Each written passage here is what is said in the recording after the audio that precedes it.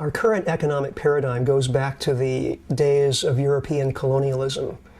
Uh, Europe, European society was basically expanding outward to encompass the rest of the world, to control the rest of the world's resources. And so that created economic growth for Europe.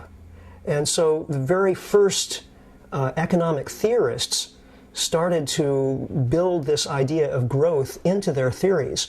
Now, during the 19th and 20th centuries, as fossil fuels came along, we had enormous expansion in human capabilities. We had energy available to fuel industrialization and the growth of everything, of mechanization, using machines to do work that formerly had been done by human beings. So that also created enormous growth.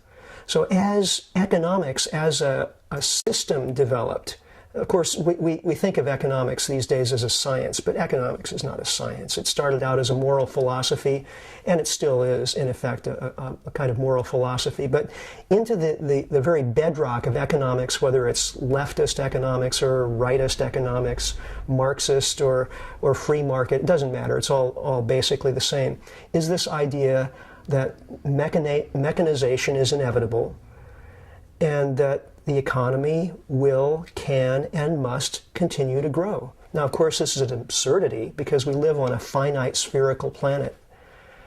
So there's only so much stuff to chew up and spit out. But we have this economic theory now that we're burdened with, which says that we have to chew up and spit out more all the time. We've even created a monetary system that underscores this. Our money is created through bank loans these days.